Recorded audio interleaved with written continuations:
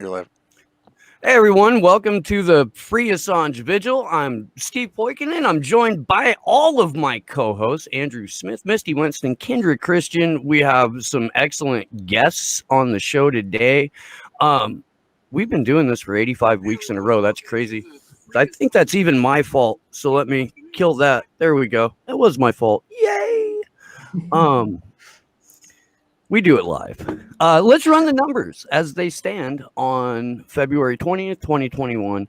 Um, Today marks 3,724 days of illegal and arbitrary detention for Julian Assange, 679 days since the WikiLeaks founder was trafficked from the Ecuadorian embassy after being sold to the UK for a $4.2 billion IMF loan. It has been 45 days since District Judge Vanessa Baratzer, concierge to the U.S. State Department, gave her January 6th ruling denying Julian Assange bail after ordering his release when she also denied the rendition. Reality Winner has been in federal custody for 1,348 days. I just want to remind everybody that Reality Winner is in prison for no reason. No reason whatsoever.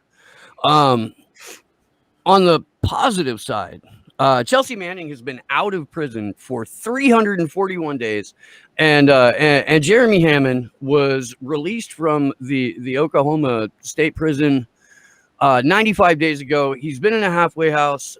We do hope that is short-lived from now. I still have no idea how long he's supposed to be in the halfway house. I want to reiterate this, and I do this pretty much every time that we're on for Anonymous Bites Back 2. If you're in touch with Jeremy's family, or anyone like in his orbit, we want to give more accurate information when we do this in the open. So if Jeremy's even remotely interested in letting anybody know when the fuck he's getting out of the halfway house, please get a hold of us. We'd love to have a more complete picture on that. And with that, I'll turn it over to actually, wait, hang on. Screw the other host for a minute. Juan Passarelli's here, and I love his face. Documentary filmmaker extraordinaire, just wonderful human being all around. Juan, welcome back to the show, my friend. How you doing? It's very good to see you. Thank you. I noticed that you didn't mention Ola Bini, which should be right. In the opening. And we, you know what, I recently read an extensive thread that he put out on Twitter. We covered it on Slow News Day. I don't know if we talked about it here, but you're right, and I'm going to write that down. Yeah, that's a good call. His case is amazingly corrupt. He's in prison in Ecuador. For those who don't know about him, he's a programmer, computer scientist, or something of the sort. You know, one of these computer geeks. And the interesting thing is that, he's a friend of Julian Assange, and he got arrested the exact same day that Julian did, or when Julian was kidnapped from the embassy. He was arrested in the Ecuadorian airport, leaving to Sweden, where was he flying to? Never mind, it's not important. Like any computer scientist or security expert, Ola had a vast amount of USB sticks and hard drives and computer equipment, which the Ecuadorians say was somehow linked to Russiagate. They were looking for him and two Russian people who never appeared, which everybody believes are just false information that was put out there to kind of go with the flow. The government has had him arrested since Julian has been arrested, so over 18 months, and they have produced zero evidence that he committed any crime. In fact, the only thing that they produced was a screenshot of accessing a website or something like that. I'm not into the full details, but it was so evidently not a crime what they produced, that it's outrageous. He's right now on bail, but he's being followed by guys everywhere. He's being intimidated. His case is not advancing. There's always a new excuse every time there's a hearing to delay the thing. He's suffering mentally greatly, the poor guy, and he's somebody that should be remembered as every other victim, like Aaron Schwartz, from this new wave of making an example out of people who dominate these technologies and have created a new scope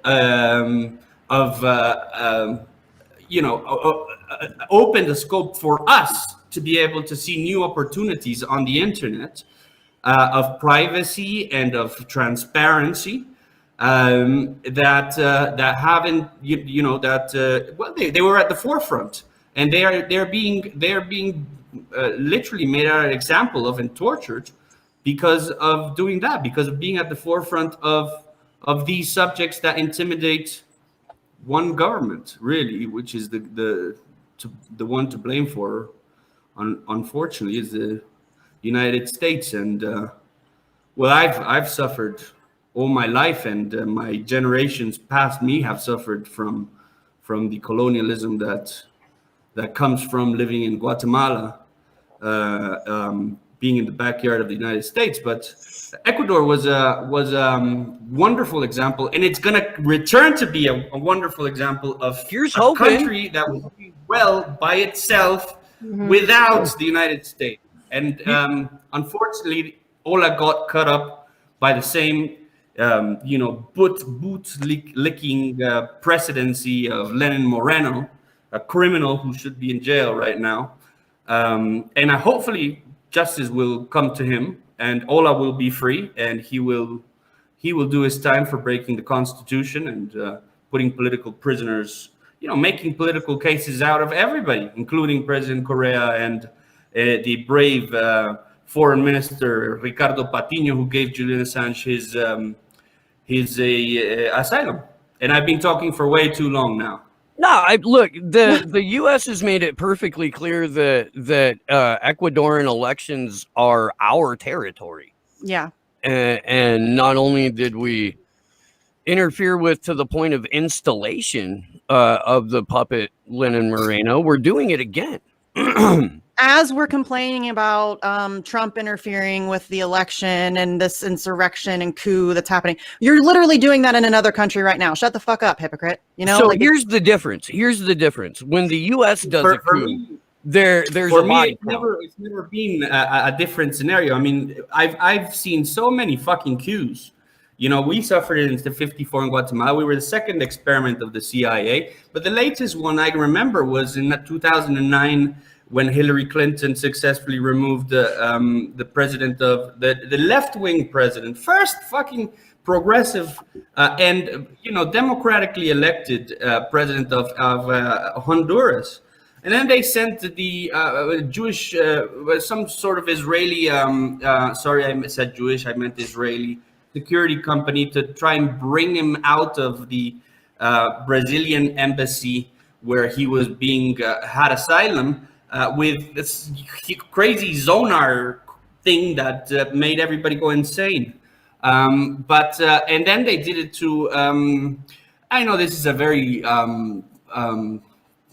controversial subject, but I mean, WikiLeaks documents have been showing how they've been trying to meddle in the elections of Venezuela for years, with money, with strategy, with everything that they have.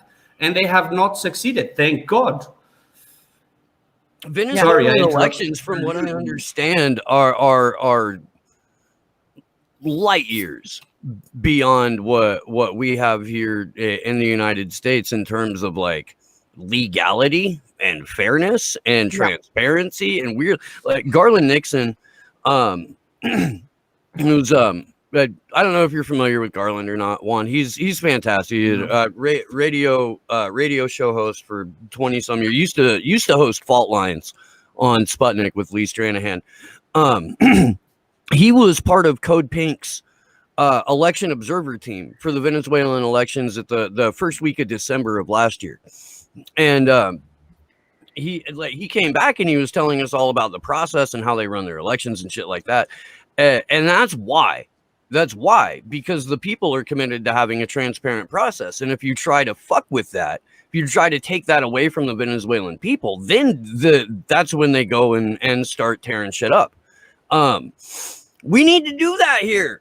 We do. This idea that if you walk into a place that has a voting machine with proprietary software that you can never see, let alone you are not allowed to observe the auditing process if you ever get one, where in most cases you don't, that's not how you conduct an election. It's just not. It isn't.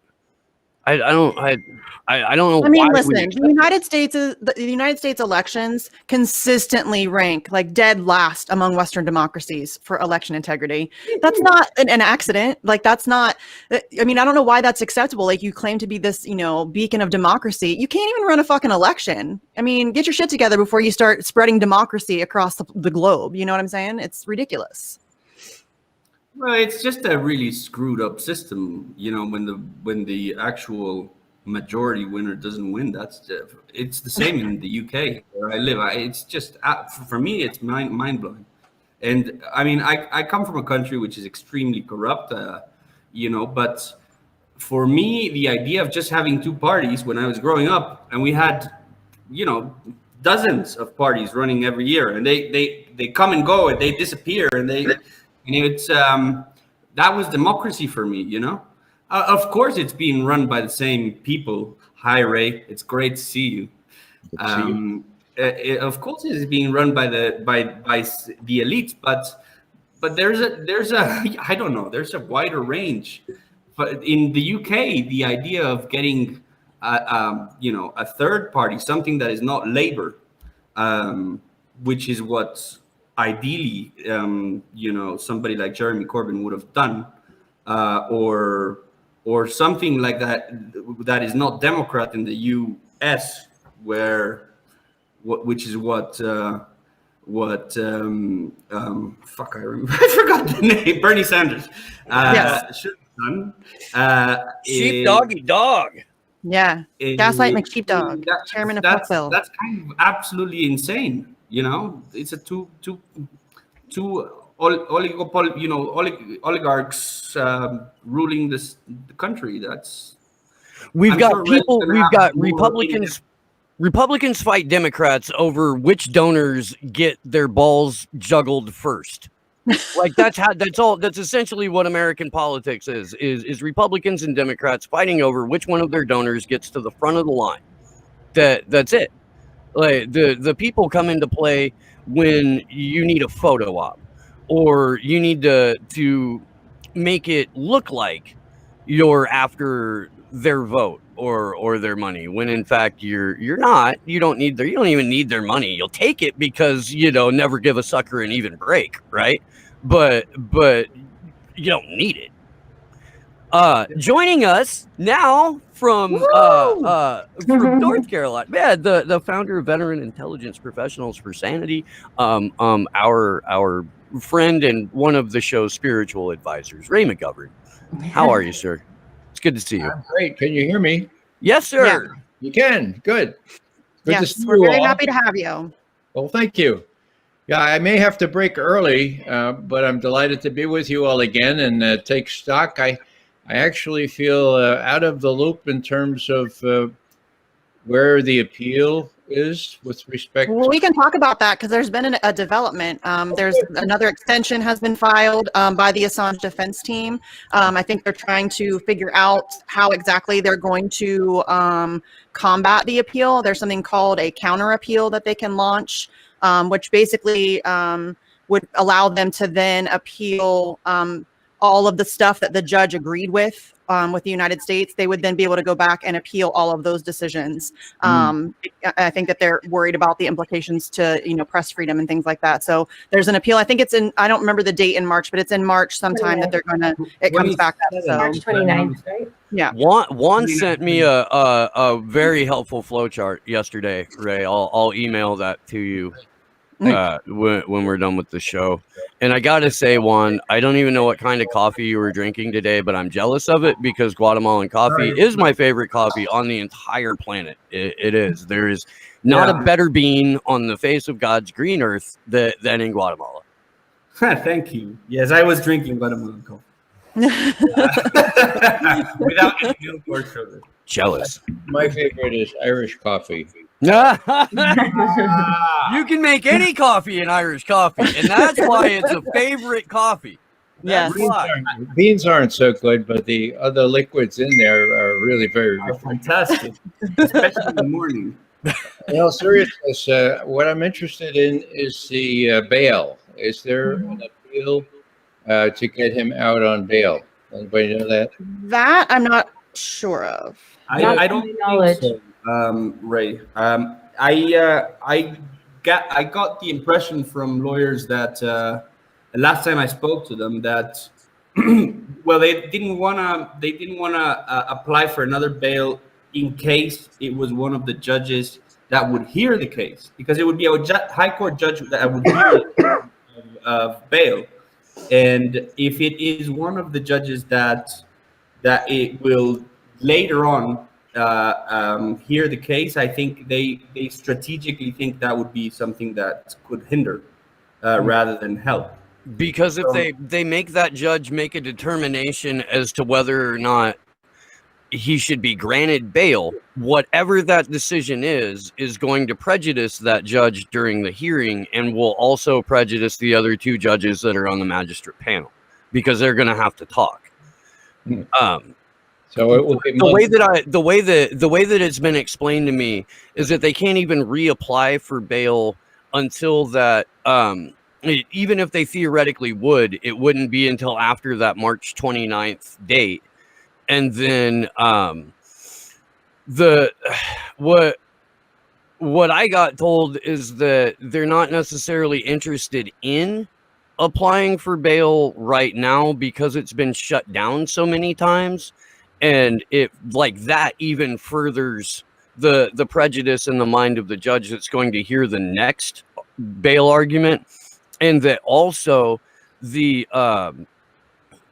water got muddied when AMLO came out before the bail hearing offering asylum, because that was specifically cited by Baretzer in the bail denial, saying, well, if there's people that are offering him asylum, he'll take that.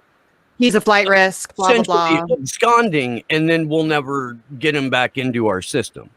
So the well's been poisoned at least so far. That doesn't mean that we can't draw from a different well in the future, but where we are currently, it's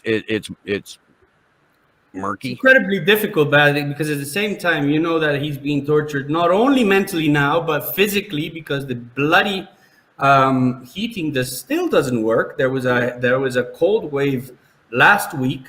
And I mean, when I say it doesn't work, it doesn't mean that it doesn't actually work. It's that when it gets to a certain level of cold, the heating just doesn't cope. So when it gets to 1 degree, 0 degrees, it's still extremely bloody cold. Sometimes, last time I spoke with Stella, she was saying, and this was about, well, it feels like a week ago, but I've lived a lot of stuff since then, so it's about a month ago. She was telling me that he had spent a whole night completely awake because they decided to turn on the heating at 3 a.m. So there's this balancing which must be driving the lawyers absolutely insane, because your client is physically suffering, and this is not only Julian. This is every single individual in there. Or at least in his wing. I don't know how the heating system works. And he's on remand, has absolutely zero the new zero different treatment. He has his winter clothing in the prison. They won't give it to him. He's still insulating his room with books. It's unbelievably crazy. On a brighter side, that same day when I was talking to Stella, Julian called her. I can't talk directly to her because there's a rule of who can talk to. There's a pre-written like people's names. Yeah. But he did pass on a message, and he was very happy that Bitcoin was going to reach $40,000. And he said, Juan, when Bitcoin releases $40,000, and if I get released, we have to make a party. And I said, when you get released, Julian? And now it's reached 50,000. So I just I've just sent the message to Stella saying, tell Julian he owes me a party. So Yeah. that's 55K on Thursday. Just a reminder to people, WikiLeaks and Julian Assange's defense accepts crypto coins, and right now they are incredibly valuable to this case because they are increasing in value, and that means more money to spend on the defense, which is greatly needed when they're fighting the world's biggest superpower. Yes, and I'm glad that you brought up how murky it is, the case right now, and the tightrope that the lawyers have to be walking. That has to be incredibly frustrating, because trying to figure out the best course of action and which step to take when is probably really stressful, because it's like one wrong move and it could be the end of everything. And you're already working within this entirely corrupt system with these entirely corrupt judges who are working at the behest of the United States. So trying to figure out how to best represent your client while he is being tortured is probably really stressful. So yeah, I'm glad that you brought that up, because I think that gets overlooked a lot, how difficult this must be for his legal team. Ray, did you have something? I saw you. Yeah, I just wanted to ask whether there might be a role for Niels Melzer, the UN rapporteur for torture. You know how much he has learned and how much he has verified about the bogus nature of the charges against Assange going back to Sweden. The UN twice has declared Julian the object of, what do they call it, preventive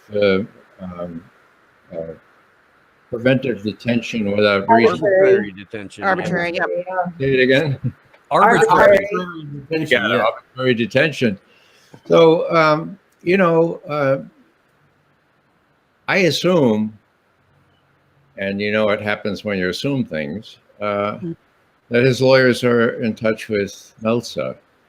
But I'm not sure of that. And very often you can proceed in separate paths, and one side not knowing what the other is doing. Now, the heating thing is a form of torture, for God's sake. It is. And as it was just mentioned, it not only affects Julian, it affects everybody in that prison. And that's something that it would seem that the UN might be able to play a useful role in. What do you all think? I was thinking as well, the UN and also even us with the, just recently Assange defense, we have all of these like over 23 different prominent human rights and free press organizations coming out in defense of Assange. And I really feel like that's something that we as, local activists as well could be pressuring these groups on informing them on the humanitarian issues there. And I just really think public pressure still, and I know all my co-hosts agree that that's really gonna, hopefully that maybe can help as well. But I do wonder that I would think that the UN. That's a great idea. And you just gave me an idea for another project, and I'm like half hating you and half excited about it. Right. No, I mean, I'll help, Misty. Okay. But yeah, I mean, you're right. We could be contacting, every human rights organization or press freedom organization or anything. I mean, like, listen, I'm willing, like, we've talked about this and I have had mixed emotions about it. But, contacting, different organizations for autism and trying to get them involved and, show them that he's being tortured and he is autistic. And like, we're going to have to start like all guns ablazing. Like, we have to really go hard because, like Kendra just said, I think the only thing that's going to work is mass public pressure. We've been saying that on this show for ages. And if nothing else, the last couple of weeks has proved, hopefully for everybody, that appealing to the better angels of your betters is a fool's errand, and it's going to take mass citizen movement across all corners of the globe in order to get this done. There was an article, or at least a screenshot of the front page of, I believe, the New York Times, where it was exposing that Nelson Mandela was primarily imprisoned because of a smear campaign that the CIA started to tie him to Soviet Russia. Sounds familiar. Does that sound? Yeah, does it? Where have I heard that? It rang a bell in my memory. Right? And so 27 years of imprisonment for Mandela, unjustly, 27 years of torture, and it took mass citizen movement to do that. It took the literal fall of apartheid South Africa to do that because of a smear campaign. Nearly 3 decades of work because of a smear campaign. So if that's any indication of just how high above our weight class we're punching, okay, but like that's what we've got to do. That's what we've got to fight. So we've got to figure out the best way to do that. And I'm not sure if polite overtures to power are what's going to get that done, boys and girls. Well, let me interject here and simply say that most Americans consider that Julian is a rapist.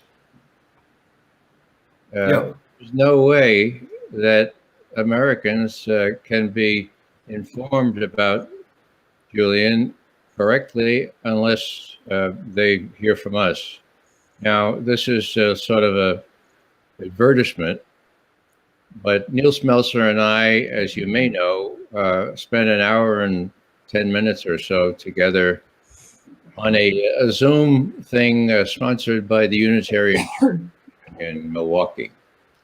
Now, that was a very gutsy woman that set all that up.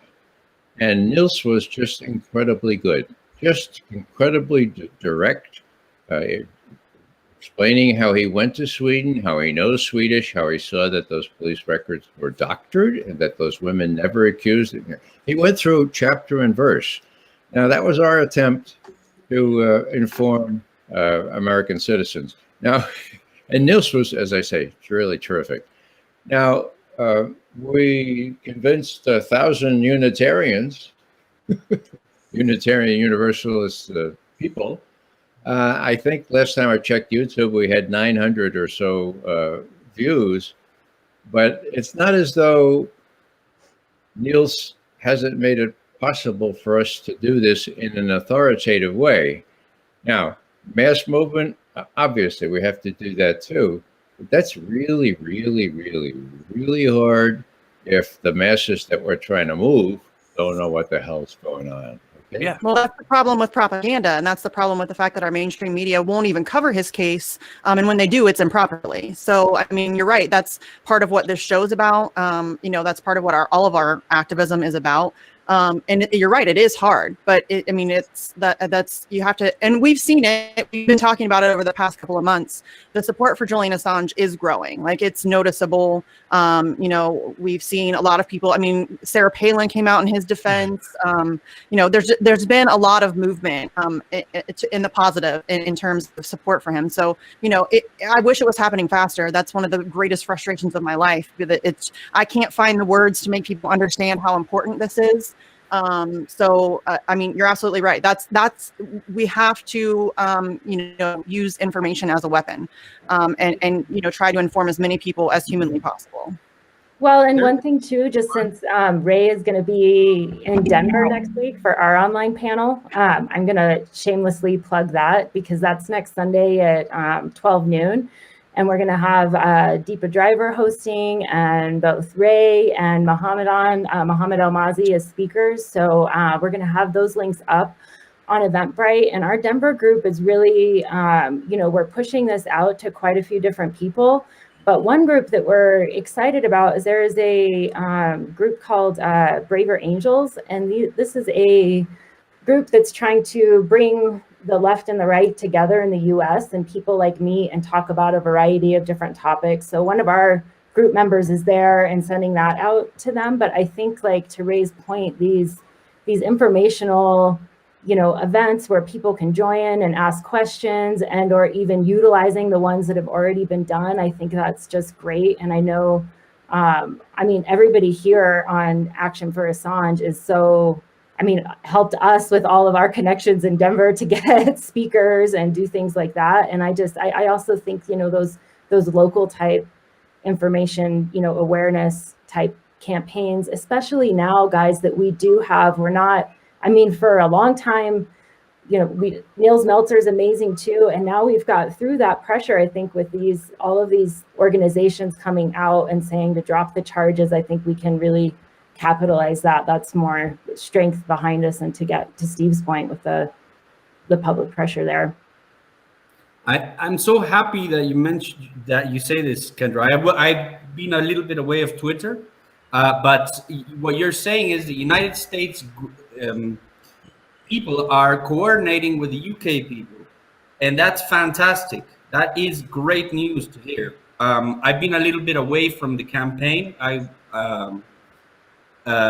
used to, be at the Don't Extradite Assange campaign, but I'm doing another project at the moment. But this is amazing. This is amazing news, and I'm so happy that you guys are doing that. Going back to the Niels Meltzer point, there is some very good news which is going to come out soon, which is he is putting out a book in the next couple of months about this subject, and I believe he's going to touch a lot on the Swedish case, because it's that's the way he got convinced to actually start digging up about how Julian's whole torture worked.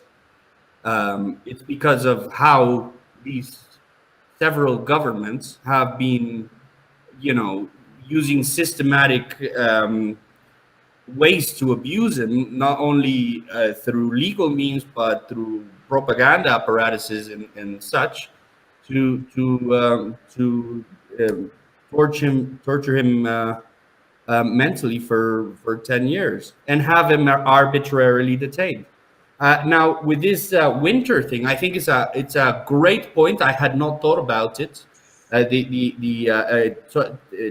Telling Meltzer about this, I'm sure that Meltzer is very aware.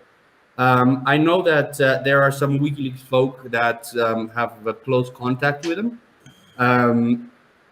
The problem I see with trying to make a claim on that, which would be amazing, is that winter is not far off from ending.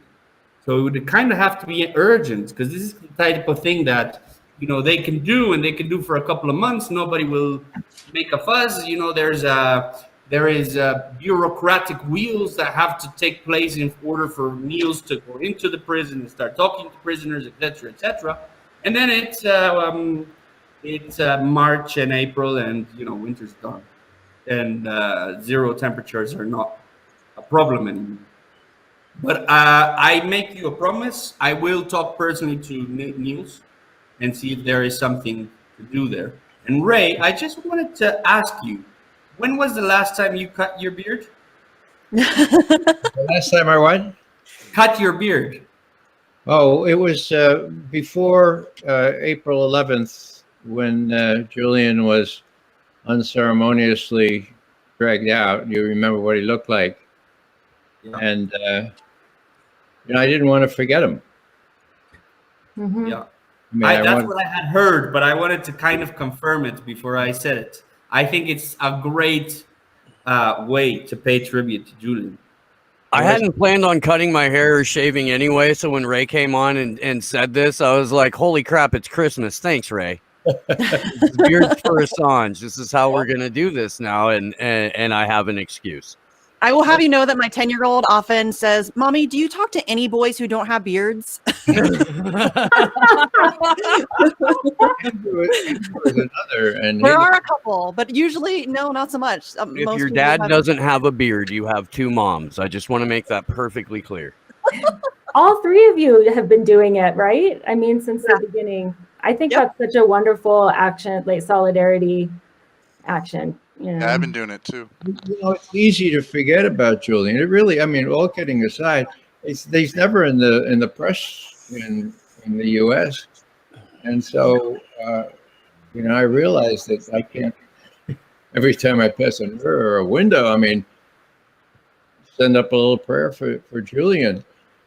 Getting back to the more normal thing, the wider thing here, it's a both end. We need to get the grassroots mobilized, and we can use what is already available, what Kendra's going to put on just another week to help do that. But, Juan, what you say is what I really agree with. This is a target of opportunity. There are only, 2 months of winter left in London. Mhm. I know that, Niels,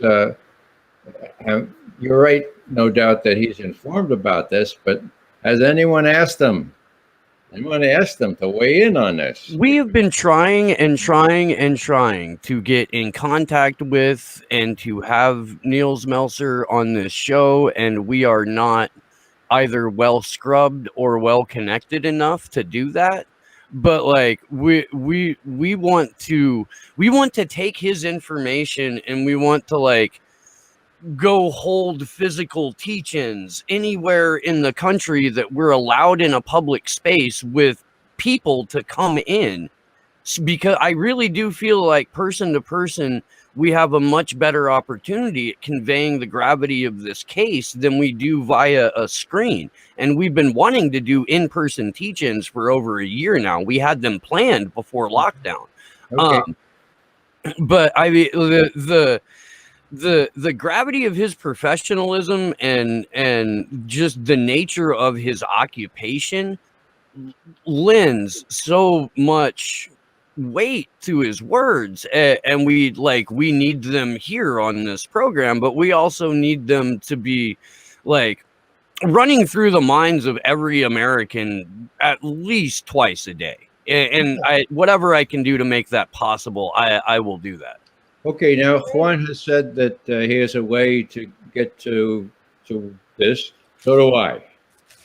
In other words, if I send Niels a email after our collaboration together, I'm sure he will read it. Okay. What do I tell? Where is it documented that this terrible stuff? I've seen bits and pieces, but has anyone written a substantive memo that says, look, this is what's happening, this is the degree of temperature it's happening to all? Is there anything like that available? I cannot say, apart from Stella's tweets, that there is much out there. Yeah. I can't think of a piece being written about it. Does Emmy? I want to say I saw the Committee to Defend Julian Assange put out something. Maybe we'll check with Emmy after the show.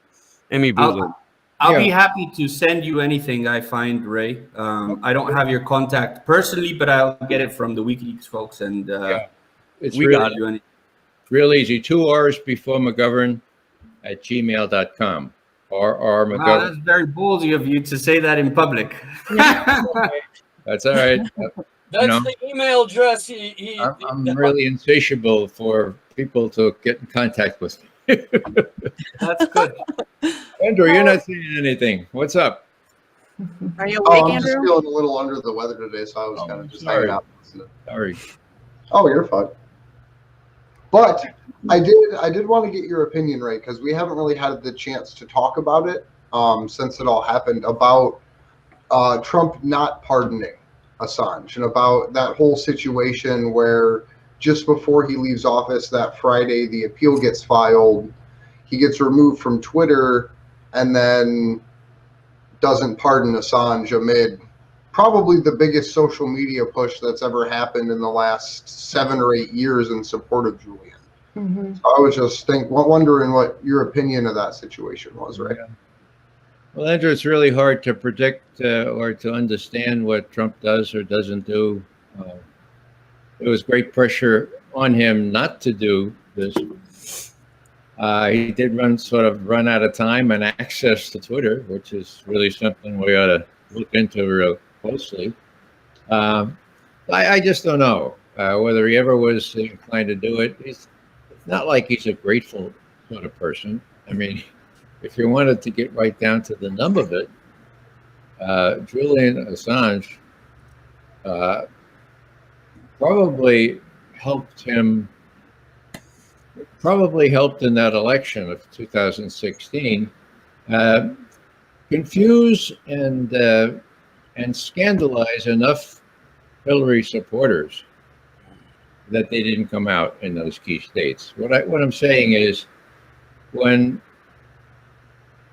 Hillary supporters, I really meant Bernie supporters, who were supposed to become Hillary supporters, when they read in those emails, as some of them actually did, how Hillary had stolen the nomination from their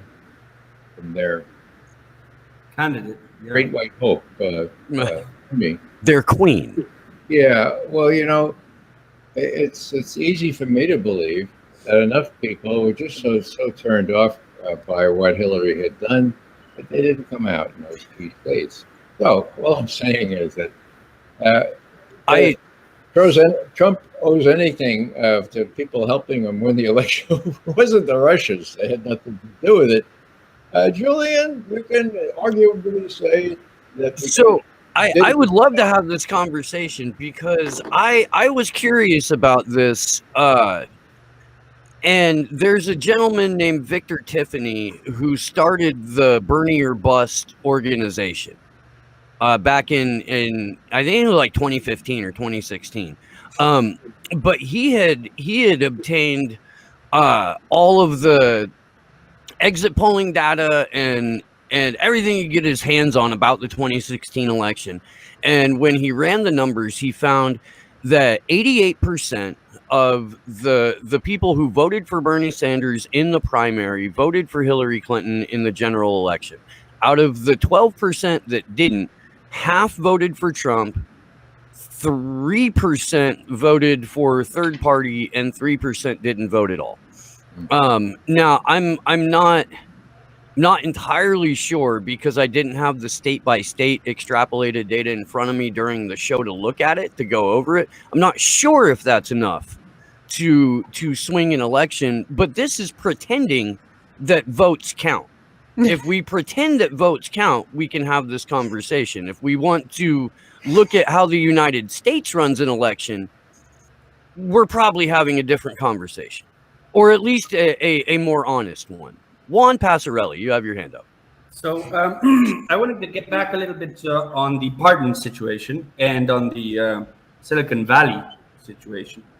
I have a bit of an update. Maybe I don't know if this is public or not, but I have very reliable sources that told me that Julian was on the pardon list. He was actually number 1. And there was someone within very close to Trump that was really, really against it. Grinnell. I can't No, say it wasn't Grinnell. It was the fucking oh god damn it. No, I know who you're talking Lawyer about. got an Italian name. I can't remember what it is now. To be honest, I haven't. I just heard it in conversations, so I haven't. But from very reliable sources. Yeah. So I didn't really pay attention, do research on it. But there was one person who was really against it. He tried saying that to Trump that he would be prosecuted for pardoning Julian. If he did, then there was a pushback where lawyers were brought in, and they explained to Trump that he couldn't be prosecuted for pardoning anybody. It was part of the pardoning privilege. What happened next was that this person went to the Senate, and the Senate Security Committee, I think it's called, threatened Trump. If you pardon Julian, we will not support you in the impeachment, and that's why Julian's name got removed. So so we just had the impeachment end here in the U.S. Like, shouldn't have even been happening technically, because you can't impeach someone who's not the president, but the Senate was moving forward with the conviction nonetheless. And Assange supporters remember when Tucker Carlson went on TV when Trump was leaving office and says, well, Mitch McConnell told Trump he can either pardon Assange or get convicted. In so many words, like, there was a little bit more puffery there. But to then watch CNN and Fox and MSNBC slow motion play out a decision that's already been made was just really like I already know where this story's going. Like, we already know what's happening. Julian didn't get pardoned. Trump's not getting convicted. This is what the whole month of December was like. Yeah. The entire month of December was us sitting around going, we already know the end of this story. We already know how this ends. What do we get to do next? So I was wondering, since we got here, what both of your guys' opinions were on that, since we knew back before Biden took office that Trump wouldn't get prosecuted for impeachment because he didn't pardon Assange. Well, it wasn't surprising, but I think what really alarms me is the other parts, the Silicon Valley parts, because back in 2016 we had Cambridge Analytica, right? I mean, there's been several players that have blamed. And they're blamed for, this is the funny thing, they're blamed for Trump getting elected. It's not democracy, they did it, right? There's Comey, there is, in Hillary's words, Russian WikiLeaks. There's Cambridge Analytica, and nothing to do with crazy history that the United States has, and just the disenfranchisement that people have in the US, and corruption of an of one of the candidates that was exposed. But Cambridge Analytica was considered to do something illegal. Now, what I saw in this election, I'm sure you guys saw it as well because you're very well connected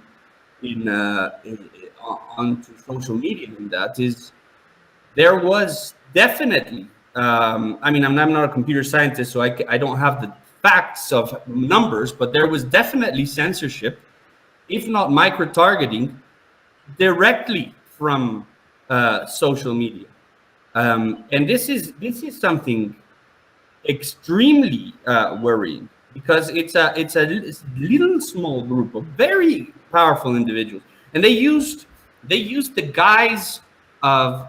So we have two platforms where everybody communicates, and they're private, right? It's Twitter and Facebook. That's it. And they use the guise of terms of use to go around the First Amendment, right? That's how they censored the most powerful person in the world, who was still president, but didn't really have the power anymore because it was taken from him. And Silicon Valley thought it was safe enough to just remove him and remove everybody else. And then when a competition comes in a capitalist country, they love to be capitalist. And the competition comes Parler.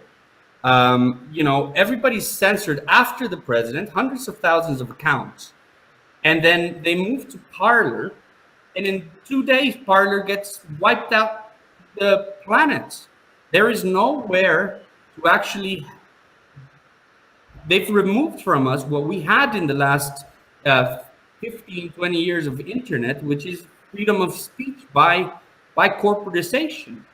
I literally just received an email from Glenn Greenwald, his subscriptions to, and the title is exactly that. That Congress is trying to push for more censorship, and this is fucking insane. I mean, when companies get that big, and they're playing with the First Amendment, and they're playing with our ability to communicate with one another, because that's the only platforms we have. When do they get big enough that terms of use are not valid anymore, but the law is, our rights are? Juan, I if I may, I want to express complete agreement with you, and I want to suggest that everyone read that Glenn Greenwald email, especially if you're on his list. The thing I'd like to just point out in answer to what Andrew raises, the Senate sort of saying, "Oh, okay, we won't convict if you don't pardon Assange." That seems just a little bit too narrow for me. It seems to be what we have here is Richard Burt, the head of the Senate Intelligence Committee, and that so-called Democrat Warner from Virginia, in league with what I call the national security state: CIA, FBI, Director of National Intelligence, NSA, and the rest of them. They can't abide Julian Assange. Look what he's done to them, for anyone who knows what he's revealed. And so it seems to me more likely, and this is all speculation, that they got a way to get to Trump and say, "Look, Mr. Trump, you know who's been really running this government for the last 4 years. And you got it by now, right? Okay. You want those guys on your side, or do you want those guys really pissed off at you once you're not president anymore? They can hurt you. Remember Chuck Schumer? They have 6 ways from Sunday to get back at you, and they're going to do it if you pardon Assange." That's the way I would guess it went down. And, the Senate plays this role. The Senate is all part of this Mickey mat. The military, industrial, intelligence, congressional, intelligence, media, academia, think tank complex. So they're all in this together. And Julian Assange was threat number 1. And, he got pardoned. What would that mean? How would that encourage other people to use this non-attributable way to get the truth out into the ether? It was too much of a threat for them. So I could see a scenario where they got together and said, "Look, you want to turn these guys against you after you're president too? I wouldn't advise that, Mr. President. Don't pardon Julian." For what it's worth. That's absolutely how it happened. I mean, there is no proof, but we all know how this works. I mean, why was it the Senate Security Committee, right? This is Julian has been talking about it for 10 years. The CIA has been spying on him for at least 5. It is these agencies that have suffered the most. The military-industrial complex from transparency nations that basically, we've exposed the war criminals, right? So it is them who are the most interested in getting Julian into 175-year isolation. We'll never hear from him again situation. And an example so that nobody else ever does That's the same the thing. That's it right there. I mean, yes, they care about silencing him for sure. I mean, he's an obvious threat to them. But I've been saying for a long time that he is the head on the stake. He is the warning. Like, if you dare to do this to us, this is what's going to happen to you. and we will make it as painful and as dragged out as possible, and you will suffer immensely, and don't fuck with us. I mean, there's an author called Joel Abercrombie who writes seriously brutal fiction, and one of the characters has a refrain that heads on spikes never goes out of style. Let me suggest that we look at what the next inflection point is, so to speak, to use some Washington talk that I remember. So, how do we combine information already available from Meltzer and others and grassroots agitation, and that's what we need to do, with what's coming down the road? What's the next thing that's going to happen? The appeal has been made. Do we have to wait till the end of March before we do anything, or is there something in between? I'm glad you asked, Ray, because what we're trying to do is rally public support while this is taking place. There was significant momentum through public support starting in September with the witness hearings that carried through up to the denial of rendition. What we're doing is we're going back to DC on St. Patrick's Day. We're hijacking a holiday. Okay. We are capturing a holiday, and we are turning this holiday into clovers for Assange. Last year, one of the Anons started the Clovers for Assange hashtag on Twitter. It was at a low point in support. It did what it was supposed to do. It raised some awareness. It became a way for WikiLeaks supporters to identify one another internationally by putting the little clover emoji in their Twitter handle. So now that's an internationally recognized symbol of WikiLeaks support. So we thought we would take that into 3 dimensions, into the physical space. We're going to do that in March. And what we hope is that it's going to kick off another groundswell of support leading into the 2-year anniversary, Ray, of the reason you no longer shave. We would like to throw a large international day of action on April 11th as well, because it's a significant date in this story. It is really when any pretense of rule of law was just ripped right out of this story, because in order for him to be illegally removed and ripped out of that embassy, Ecuadorian puppet president Lenin Moreno had to remove his citizenship without due process. The UK and the US had to coordinate to come up with this. Okay, well, yeah, we didn't actually issue a warrant until after he was already granted asylum. So the warrant itself is specious, but we're going to go ahead and run with it anyway. So all of this, I don't know, the facade crumbled on April 11th. That this was about any sort of rule of law. Mm-hmm. I just add a little footnote here. Are any of you familiar with Claire Daly? Yes, yeah. love her. Love her. And in Brussels? Okay. Yeah. She's terrific, and she's been a great supporter of Julian. Yes. That little clover, on St. Patrick's Day, would be a very appropriate time to feature Claire Daly. She speaks her mind. She is eloquent. And I don't know how you'd work it in, but that'd be kind of a nice symbiosis here with. We'll start today. Reach out to her and try to make that happen. Yeah, I know she was just. I think she was on Rania Kalich's show recently. So I DM'd Rania yesterday asking her if she would come on the Vigil. I'm going to leverage our friendship with the good Kevin if I have to. Okay, good deal. The good Kevin down is with Kevin Gostola. Kevin Gostola, of course. Early on in the Vigil history, we nicknamed the NSA agent tasked to monitor the YouTube live chat. We nicknamed him Kevin. Yes. Well, if you need an assist here, Claire is a very close friend of mine. I can easily get in touch with her. Hey, Ray, if it hasn't been made perfectly clear by now, I need all the help I can get.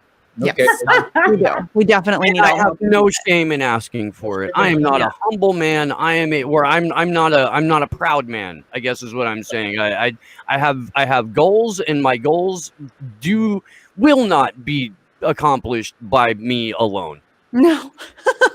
I need friends. Yeah, we need friends in high places. So just please Quick. tell me what to tell Claire, and I'll do it unless I'm crossing wires here with other people who are asking her. No, I think you're good. I think you're good. But yeah, I mean, we're trying as hard as we can to continue the momentum in as many ways as possible. So, I mean, having the events planned, we have letter writing campaigns, we do tweet storms. You know, there's a ton of stuff that we're trying to. I mean, because like we said, the momentum really has been building. I mean, really since September, but I mean, since the arrest, it's really kind of been like a slow, gradual, like, you know, snowball down a hill type of a thing. But really since September, I've noticed it's been pretty intense. So yeah, I mean, we're trying to capitalize on that as much as possible, which is difficult when, you know, mainstream media won't cover it. It's like pulling teeth to get independent media to cover it. So yeah, I mean, we're really up against it, but we're trying to do as many things as we can to get, I mean, as many people talking about it as possible. So I mean, that's all we can do. One thing, Misty, like you and Steve both, I think on your own shows, you know, always making it a point, pretty much every show, to mention, you know, say Julian Assange, or whether the show might even be completely about Julian Assange. Or I talk about, like, I don't even care who it is. Like, we had I don't know, Jeffrey Ventry on, who's like a whistleblower from Blackfish. I talked about Julian Assange. We had Jeffrey Haas, who was Fred Hampton's former attorney. I talked about Julian Assange. Like, if I can slide it in there somehow, I'm going to slide it in there somehow. But but what I wanted to tell you guys is, I mean, we've had a couple, you know, from Twitter, you found that other Denver supporter. And then we had Quinn, who ended up at one of our rallies in Denver when Steve was there, and then also went to DC, you know, so it makes a difference. And then I can tell you that the Twitter, so I've been, for Ray and Juan, who may not be familiar with what I've been attempting to do, I've been trying to kind of sort of play matchmaker for Assange supporters, you know, because it's kind of daunting to get involved in activism if you've never really done it before and you're on your own. So, you know, I tell people, you know, hey, if you are an Assange supporter and you're interested in organizing events, or if you're interested in attending events or whatever, let me know and I'll tweet it out. I don't have a massive following, but I have, you know, a decent following. And I can tweet it out, and then I can try to help you find other people in your area that you can organize with. And that's actually, I'm surprised. I didn't expect for it to be like very successful starting off, because I thought it would take a while for people to kind of realize what I was doing and be like, oh yeah, I'm from that area too. But I would say I've probably had at least a dozen people who have managed to make connections in their area. I've had people who have connected with Paula in Boston, you know, people that have connected with Kendra. So, I mean, it's already been like a pretty successful thing where people are starting to find people in their area that they can now organize with, and, you know, attend events or, you know, have their own events or whatever it is. So, I mean, that's really been kind of cool to see it take off like that. Mm-hmm. That's really good. Now, I'm going to have to go pretty soon, but I wanted to ask Juan, have you heard anything about COVID in Belmarsh? Is it there? Has it subsided, or what's going on? To be honest, I don't have any updated issues. I know that during the hearings it was pretty bad. There was you know, double digits of people with, you know, it's just a couple of hundred people, I think, or less than a couple of hundred people in his wing, and there was double digits worth of people with COVID, and also lots of people that had tested positive that worked in the prison. But I haven't heard anything in a couple of months. Well, thanks. Yeah. The point I just want to make is that, like Craig Murray, I believe that they're trying to kill Julian indirectly by letting him get infected, given his very poor, his compromised immune system. So there's a urgency to this, an urgency. We have a question, Juan, coming in on the Rockfin chat. You may know if there's been any movement on the case in Spain, the UC Global case? There has been. I don't know if when's the next. What is the next step? But there was a change in judge.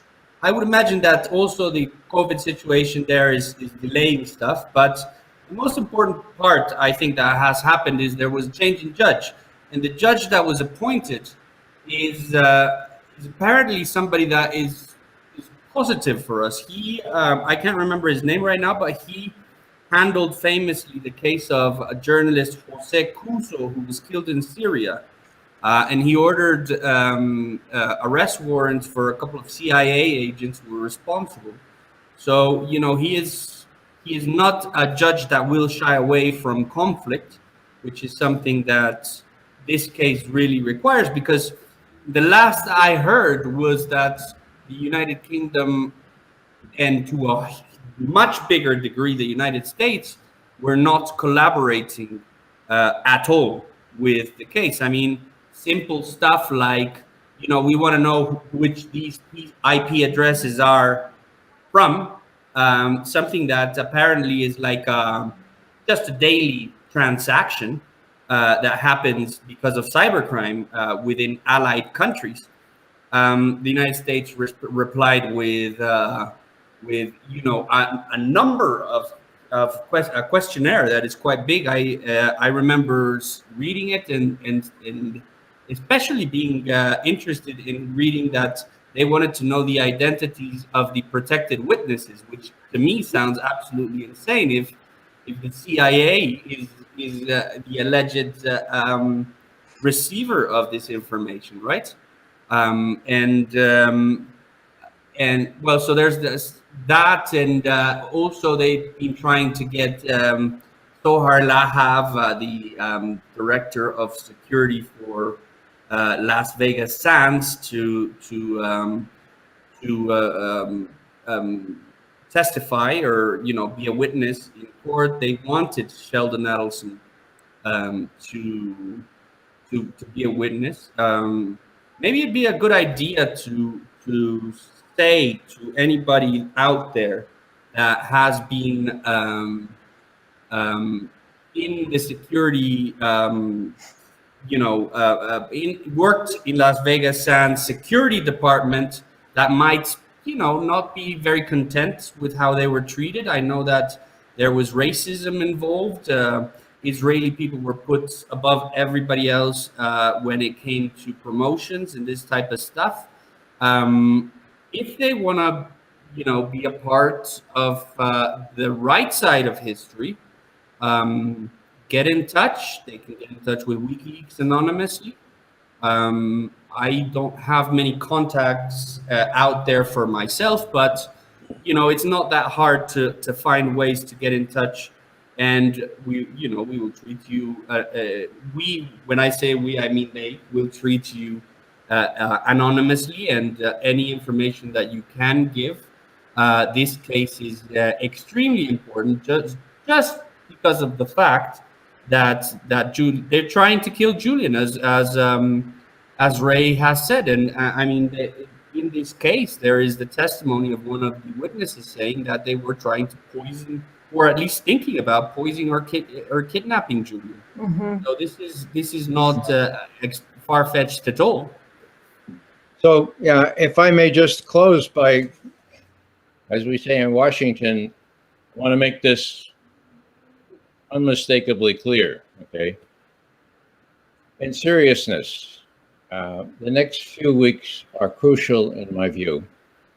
The judge has dismissed the case, for God's sake. Mm-hmm. And then she put him back in prison, right?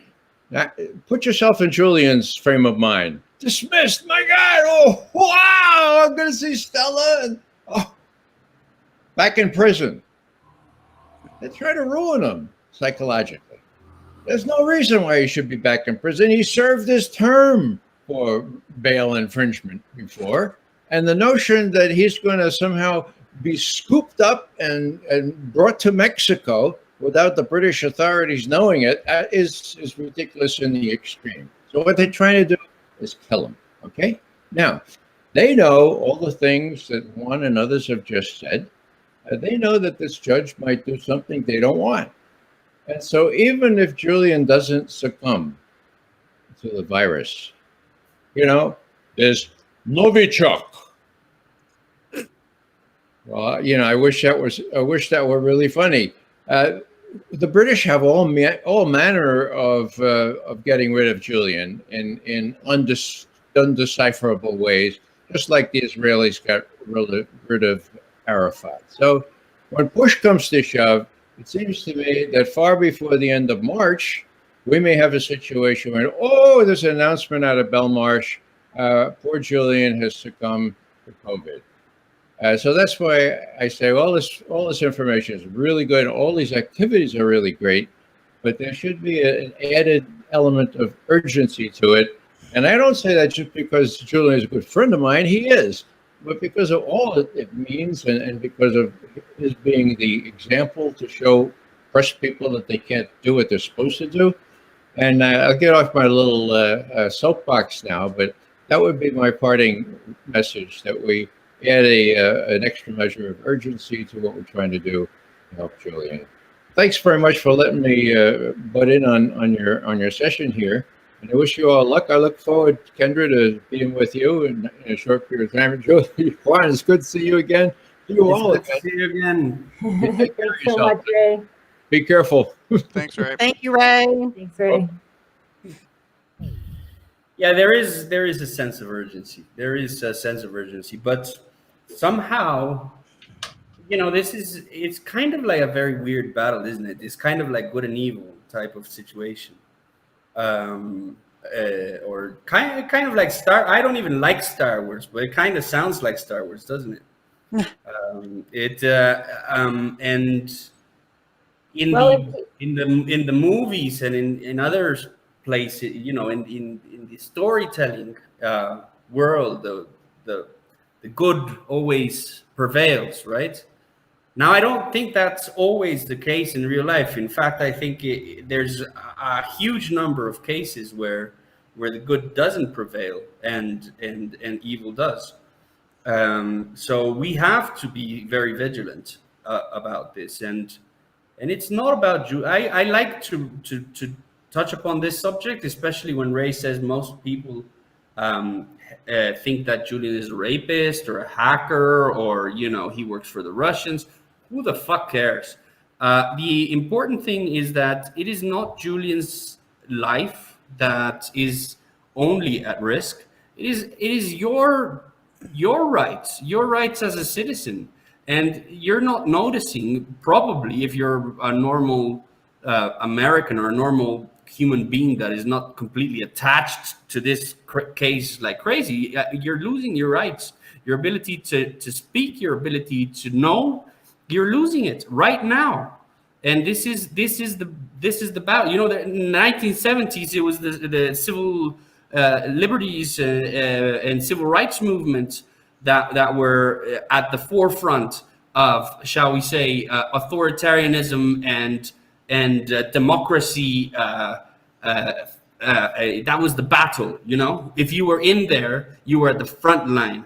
Right now, if you're a privacy advocate and a transparency advocate, and then you're at the forefront of authoritarianism versus democracy.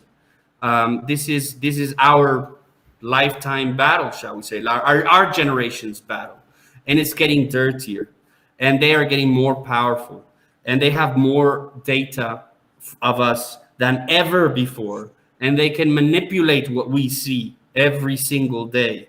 So we have to be very alert, and we really, if you don't see in 10 years time that there is going to, unless we fight really hard, there's going to be a shift into complete totalitarianism, or maybe it's not 10 years time, you will not even notice it, because what they're doing is hiding everything, right? We're already there. I was going to say, I put it at about March of last year. Yeah, we're already there. And people are just, I say we, but normal people have been slow walked into this. This has been going on for a long time. the attacks against press freedom and free speech really started to ramp up, particularly under Obama. And then Trump just took that and ran with it. And Joe Biden is no friend of free speech and press freedom. This is something that's been happening for a long time. And you're right. They are decimating the First Amendment in broad daylight and nobody's paying attention. And that is really depressing. They are, but they think it's a good thing because what they see is that the only people that are having their speech, quote unquote, taken away from them, which they really are. But this is, I'm doing a bit. But in terms of like how they see this shit, like the only people that are losing their speech are, crazy right wingers or fucking whacked out conspiracy theorists or this or that. So it's not applying to them, and these same people will quote the First They Came For poem ad nauseum about whatever cause it is that they're into without once critically thinking maybe this applies to. So it doesn't help that we have progressive leaders leading the charge for censorship. I mean, it has completely destroyed the left's ownership over the free speech issue. That used to be a very solidly leftist issue. And it is not anymore. It's very interesting because you're in America, right? So you see it from the American point of view. If you look at it from my perspective in London, and where do people think, where the support come from in different countries? It is still a majority left in the entire world. And then there's this crazy beaker of experiment, the United States, where the far right and the right and, libertarians are the people that, they used to hate WikiLeaks 10 years ago. They were calling him for his assassination. And then suddenly in 2016, wow, maybe it's a useful tool, right? Maybe they actually do reveal truths and corruption that our potential leaders or leaders do. So it's very interesting that, and it's quite funny to me that it is a left or right thing because it's not really. WikiLeaks has never been a left. Well, if you look at it from its inception, it comes from a libertarian kind of ideology, right? But somehow WikiLeaks is labeled a left-wing organization by most of the world. I think that's because the only times WikiLeaks ever came out in support for a political party, it was Iceland's Pirate Party and the Internet Party of New Zealand. So I think that's where that comes from. But I mean, if you it's a lot of listen to Julian Assange or you read what he writes, there isn't any particular political ideology attached to it, other than just broader libertarian ideas of transparency for the powerful and privacy for individual citizens. I had something. God damn it. Well, I think I wanted to touch on what Wanda said too about how in the U.S. it's like kind of the right or whatever. I think a huge part of that, and I don't know if it's the same in London, but there is very much a team mentality in the United States, and so Democrats and the left don't like Julian Assange. They used to praise him in 2010 because he exposed George W. Bush. He was given a standing ovation at a TED Talk by a bunch of Democrats, and they loved him. And now they hate him because he exposed Hillary Clinton. And it's the reverse for the right. They used to hate him when he exposed George W. Bush, but now that they exposed Hillary Clinton, they love him. And it's this team mentality where, oh, well, you helped my team, so now you're my friend. But if you do harm to my team, then you're an enemy again. And it's this ridiculous cult of personality, team sport mentality that separates people into these little categories, and you can only fight for things that help your team, and it's ridiculous. It's so dumb. I've always said, or at least when I've had enough information about how journalism worked, if you're doing journalism properly, it means that you're going to have enemies anywhere, right?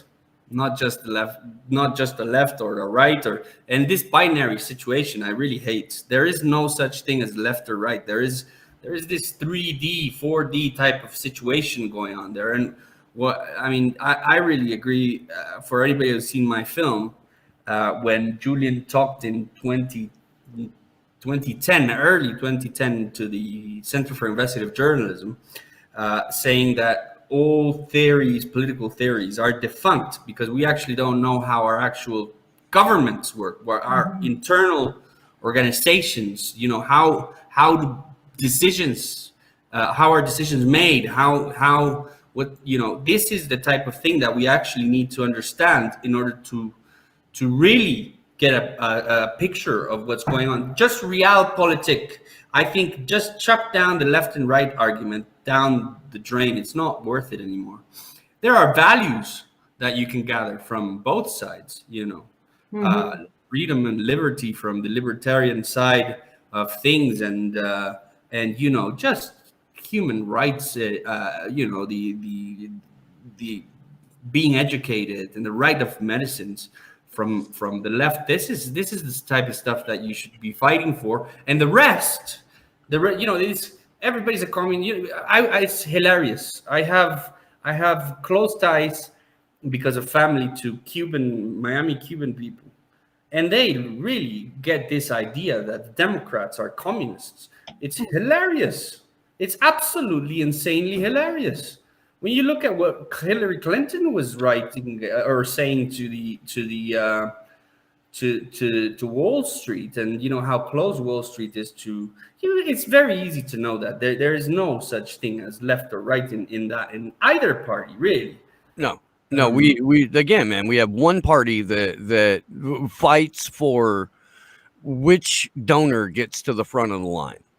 Like that's essentially it. We've got what Ray says, the Mickey Mat, the military, industrial, congressional, intelligence, media, academia, think tank complex. That's they don't care if you're a Republican or a Democrat. They don't care. They're going to do what the war machine does all day, every day, regardless of what your particular political ideology is. Yes, that's why we're a all on the same partisan organization. That's why for almost 2 years now, from like every vigil, you have heard us scream that we don't get to have conversations about politics or policy until we have a safeguarded free press, because that's the only way we're going to know what government is and does. Yeah. Yes. And the president has already been said. People say the president will be said. No, the president was said when DOJ pressed charges on a journalist. Yes. And the fact is that we already don't know if there has been another Snowden, another Chelsea, another Jeremy Hammond, or they could be, the lawyers could have already hidden it, because now there's always lawyers behind, the pesky fucking lawyers that are saying, well, you shouldn't put that in, and then there's ballsy or coward editors, and they are getting more coward, and the lawyers are getting, more strict and stringent and outspoken, and what we get is, the actual stakes are what are the stakes if you receive something like the Snowden situation? If you're in the US or if you're in the UK, you really have to think about it seriously. Am I going to put my life, and my family's life, and at risk for the greater good, or am I just going to shove it down the mat and maybe just put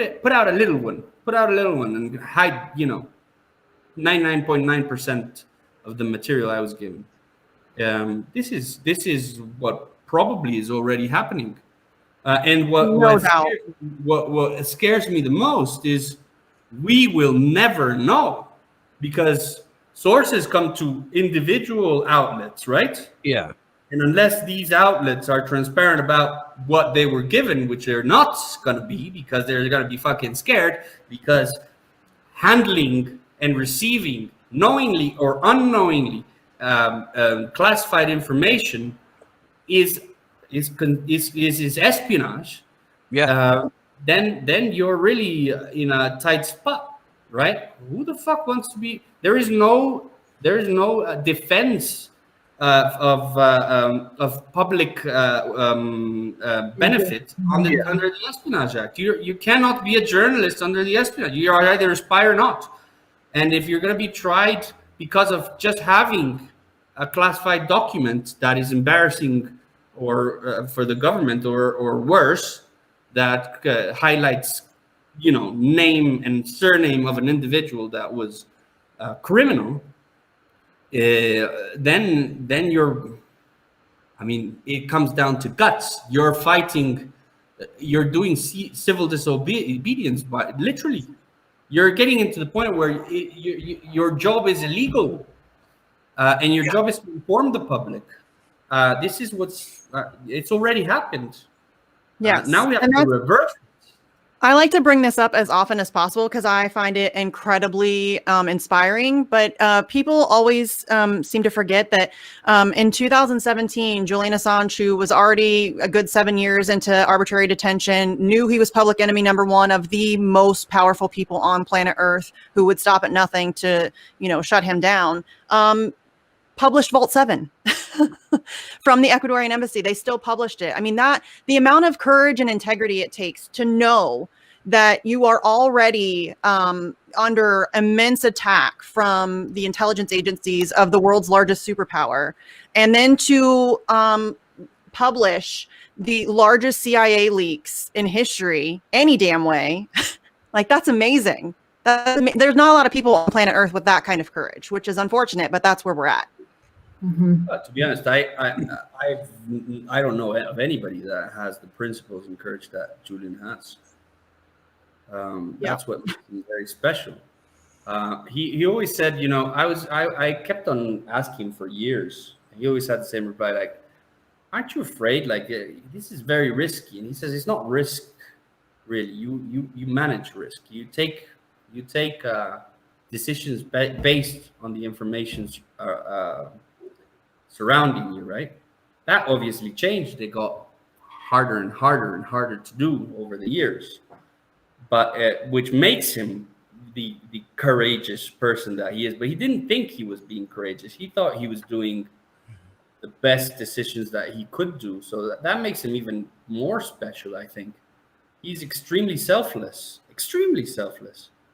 Well, that is, I feel like that's inspired a number of other journalists going forward too, and this is the one thing that like we have to sort of look at as hopeful, because even with stuff that the Gray Zone has put out, that's people coming to them with information and documentation, source documents that had they gone to a different outlet probably would have never seen the light of day.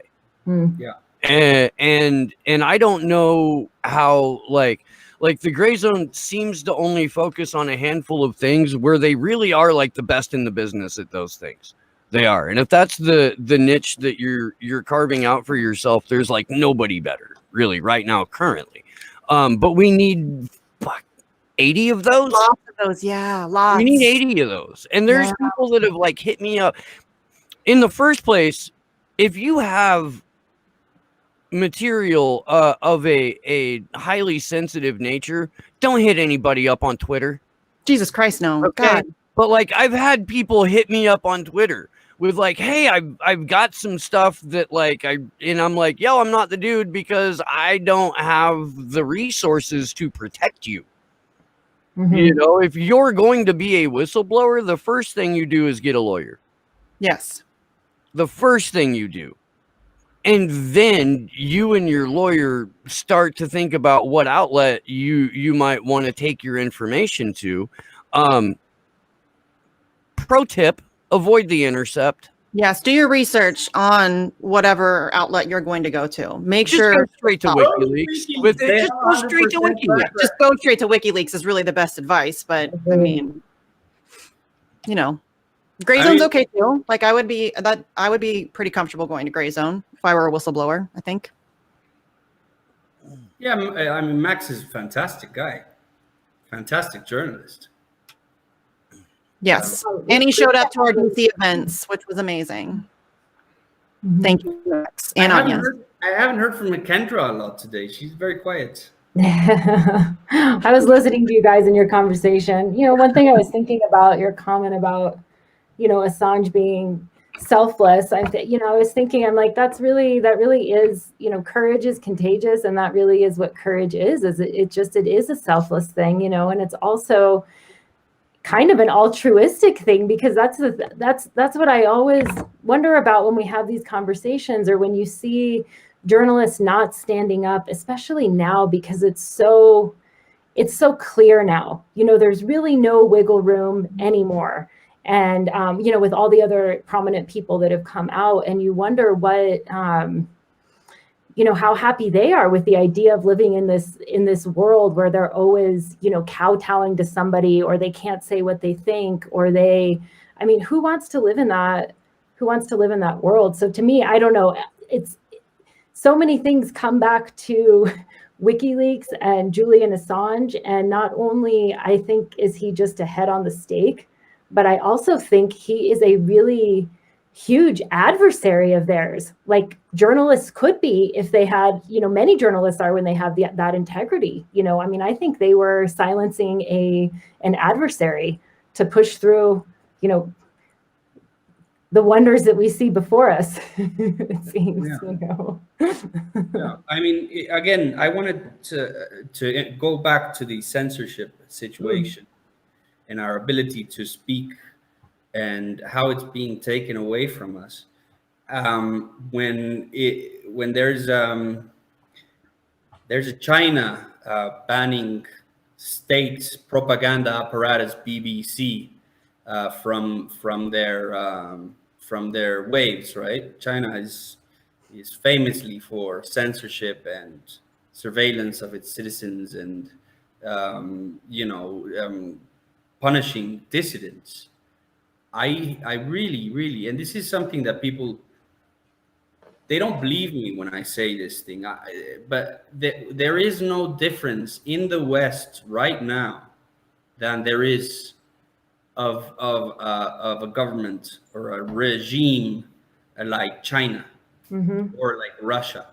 There is no difference. We have the world's foremost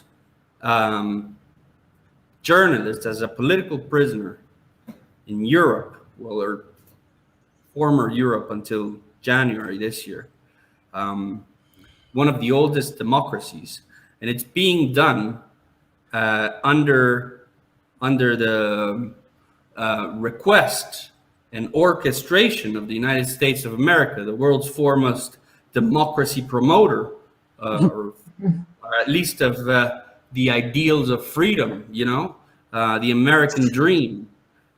This is you don't live in an American dream anymore. You live in a dystopia. We all do. We live in a place where we do not have the right to speak the truth, because there are certain truths that are definitely way too much for governments to take, to not attack you from. So your liberty is at stake, depending on what you say. You can say certain things. And that's exactly how China works. You can say certain things, but there are certain things that will get you in trouble. That's how Cuba works as well, by the way.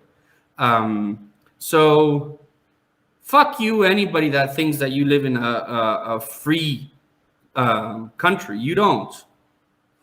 You're not anywhere near different than the regimes or the governments, because I think that every government should have the respect to not be called a fucking regime unless you're a Nazi.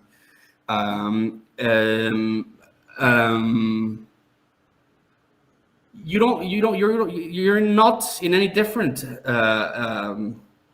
You're not in a different regime. I'll say that to the United States. The U.S. and the Western regimes are not any different from the censorship and attacks on the press and on their own people and their own dissidents than Russia or North Korea or Venezuela or Cuba or China. I think in many ways it's worse. Huge Yes, advantage. of course it's worse. They have more power. They have more information. They have more resources. And by the way, they have biggest army in the fucking world with 200 and something foreign U.S. bases with nukes on them. It is. Yeah, it only takes, and I think this is something that a lot of Democrats suddenly saw as something possible, where they didn't see it before. They saw this American greatness, right? The American exceptionalism. I'm talking about centrists and a lot of political figures, and then political people that are within the know. And then suddenly they see a guy that is an actual threat that some of them consider as bad as Hitler, right? I'm not saying I agree with them or not, but it only takes one person or one government to absolutely change to make this illusion that you find of freedom into a complete dystopia of oppression. And they, right now you see dystopias of oppression like the Stasi in Germany, right? Julian used to say that all the time. He said, the Stasi had about 30% of every individual's information. The United States has 100. It is so it just takes one man or one group of people to suddenly shift that inwards and make, the citizenry is already enemy of the state, whichever party you're at. You're supposed to stay compliant, and you're supposed to stay blind,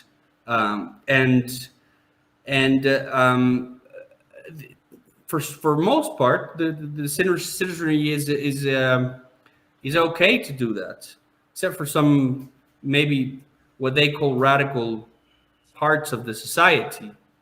It'd be interesting to find out exactly how radical they are and what they're saying, right? I'd like to put that to the test for sure. No idea where the fucking echo is coming from. I don't either. Because WikiLeaks is considered radical, right? What the fuck is radical about Truth?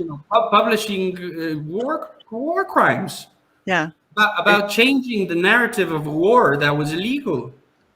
It shouldn't be radical to make the process of journalism more scientific, and that's exactly what Julian set out to do.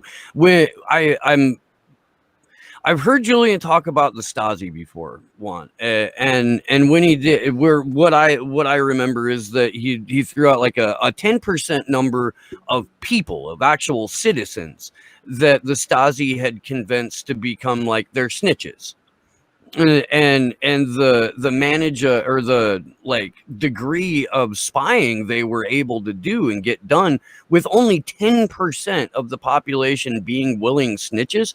The last couple of years, we have gone overboard on trying to develop this sort of snitch culture here in the West, where everybody's supposed to look at their neighbor as a potential enemy or a potential terrorist or a disease vector, and then you're supposed to go tell on that person for whatever if they have wrong think, or if they may be a problem in the future. We have pre-crime now, Juan, as a legal thing in the DOJ.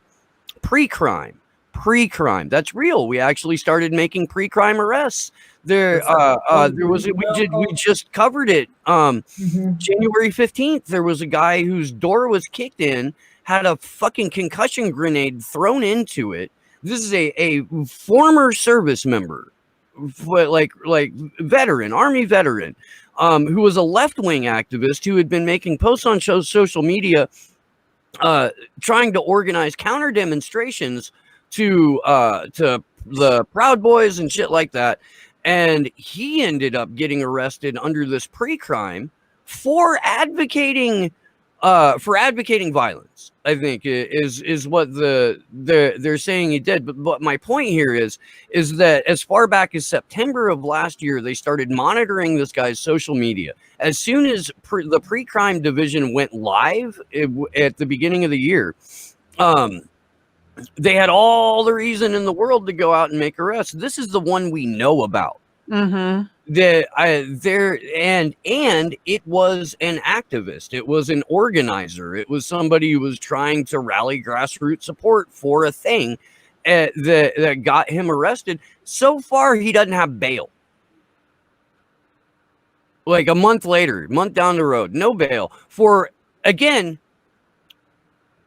potentially at some point in the future committing a crime. No crime was committed prior to his arrest, leading up to his arrest, or during his arrest. He's being held without bail because in the future he may commit a crime. Yeah. But we voted out fascism.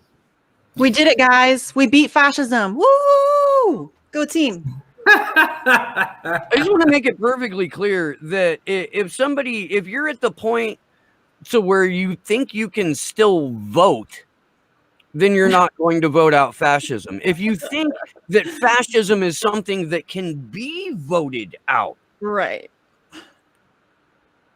I have lots and lots of watches I would like to sell you. High quality. I'm really tired of it looks like, okay, it might look like it says Rodex on the back, but no, that's an L, I promise. It is. Yeah.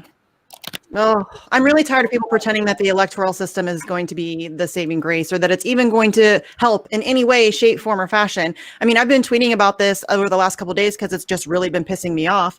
In 2016, Bernie Sanders was like, we're going to transform the Democratic Party. They just elected Joe fucking Biden to president of the United States. You didn't reform the party, champ, at all in any way. They're worse now than they were in 2016. I mean, we now have the Justice Democrats going on CNN to champion Neera Tanden. They didn't reform jack shit.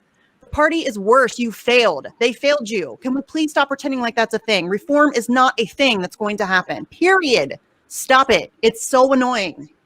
Well, and it's getting, I mean, is it just me? Because there's sometimes too where I'm like, well, really, it's been like 2 years of full on paying attention. It just seems like it's getting dumber and dumber, and the descent is just in the American mainstream media. I mean, since Biden, I mean, it's just it really is. Oh, they could not lick balls more if they tried. I mean, the mainstream media in this country is talking about Joe Biden's scrunchies, for God fucking sake. Like, really? That's what we're going to be like? That's news? We're going to talk about her scrunchies? Oh. It's so bad, and it's just going to get worse. These 4 years, like, people think that Trump was bad, and yes, he was a loudmouth asshole. There's no question about it. He's a racist piece of shit. No question. Joe Biden is going to be so much worse.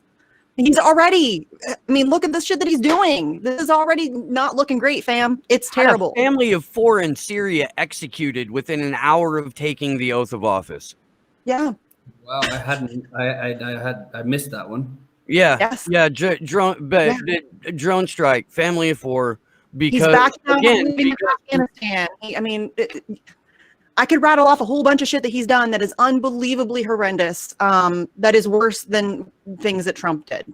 And that's not to say that Trump was good. So don't come at me with, why are you defending Trump? I'm not fucking defending Trump. Continuity of government means it doesn't fucking matter public relations puppet they have in the Oval Office. Well, it does kind of matter because they can get away with more under Joe Biden than they could under Donald Trump. So it does kind of matter because he's a better face for that. He doesn't have, like, Donald Trump had no gift for subtlety. He just said things that he wasn't supposed to say, and he, ripped the mask off, and he did all of those things. So it actually does kind of matter, and I think that's why Joe Biden's going to be worse, because he is a better steward, even though he is also a complete fucking idiot and says dumb things, but they're going to hide him for the most most part. I mean, just look at this.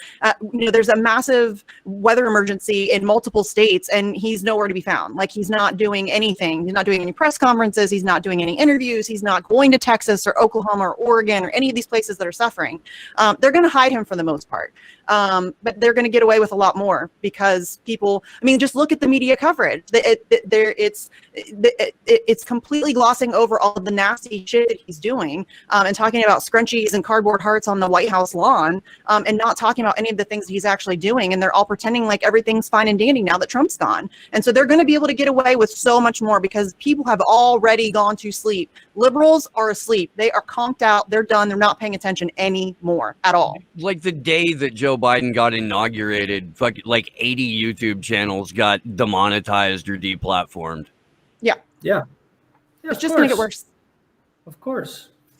I was kind of missing Trump with this whole weather emergency. You'd kind of go. I was thinking of him going, well, we need a little bit more global warming now, don't we? And I was thinking, fuck. Or throwing a snow shovel at people instead of paper towels. Right? I can see that. Calling Texans fat. Get out there and shovel your driveway. Maybe you'll drop some of that. I could see that. Right? I could. I could see that. Yeah, he was at least, slightly entertaining. He's like a warm-up roast comic. Well, one thing I did, he made Biden did make the comment, that it's a big tail for the president to go anywhere. And so that's why he's waiting, and he'll, update everybody on Monday. And I saw this just on like a quick video, on Twitter, and it's just insane. The response of, oh, okay, see you later, Mr. President. You know what I mean? Yeah. Like the total where, oh, everything's great now. I don't know. It's just so, it's really strange to me. And one other thing I was going to tell you, Missy, is I also, on another like little video clip, had seen on CNN, Biden say that he was going to, unlike Trump, leave it up to his Department of Justice who they would and wouldn't prosecute. So I was like, oh, Misty had an intuitive, thought with that. I knew that's what he was going to do. He was going to say, well, we got to leave it to the courts. It's already in motion. We can't we'll just let it play out. Pull an Obama. We're going to let it play out. I knew that's what he would do. He doesn't want to have the responsibility of having that be on his legacy or on his administration. So it's not now. Trump's the one that started it, so they can blame it on Trump, and he can just say, oh, well, it's already in the court system now. We got to let it play out in the courts, and I can't really do it. Like, I shouldn't get involved. And I knew that's what he would do. Pass the buck and pretend like it's not his problem. And by the way, for Attorney General, we're going to give you Merrick Garland, who Chuck fucking Grassley wanted to be on the Supreme Court. That was Chuck Grassley's Supreme Court pick. Now, if you guys don't remember, because this was a while ago, Chuck Grassley is a monster. And for this guy for him to endorse anyone, okay, there should be a giant forest of red flags that are raised when Charles Grassley endorses an individual. That this person is Merrick Garland, who was used, completely used in 2016 and 2017 as the Supreme Court, fake out kind of thing, where the Obama administration deliberately punted on putting him in the Supreme Court because they thought they had the election sewn up. And so they punted on the Supreme Court because they wanted to give Hillary Clinton as many chances to stack the court as possible. And this is like shit that has come out in the press. I'm not just making this in speculation. What's his name? The Brian Schatz, ironically, is the one who accidentally said all this out loud to a Huffington Post reporter. And so they wanted Hillary to be able to stack the courts. So they punted on Garland. And so Donald Trump gets elected. And then Donald Trump gets to stack the courts. But my overall point here is that we've got politicians that are allowed to play political games with who gets to be a judge, what judges get to sit where, and how many ideologically motivated judges get brought into the legal system by different presidents. That's insane.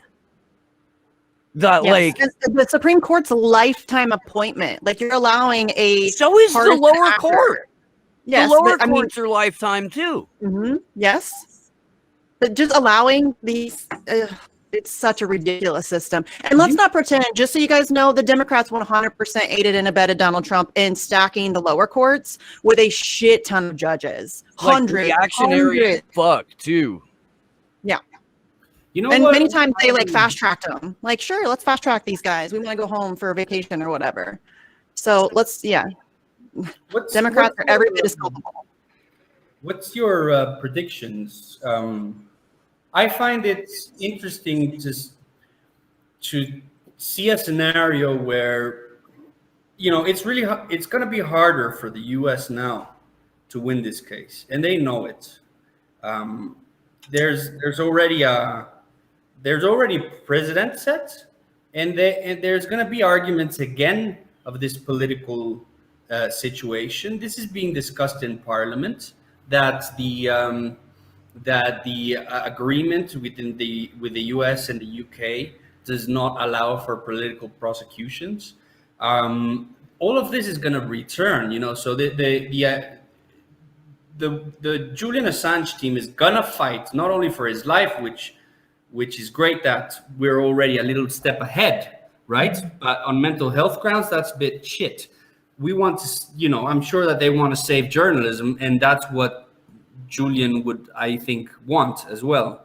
I mean, I'm not in the legal team or close to them, but I speak to them on occasions.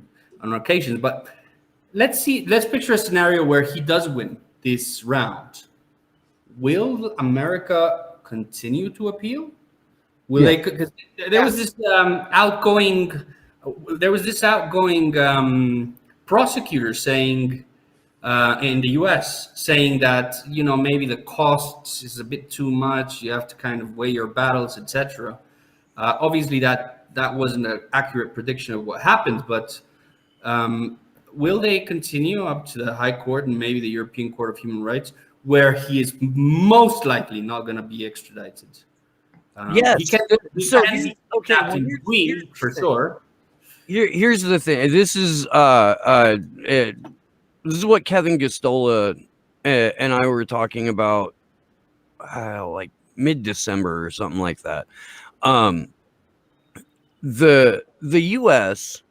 can file meritless appeal after meritless appeal after meritless appeal, and they can do this more or less indefinitely, as long as there is a shred of legal argument that they can form around the denial of rendition.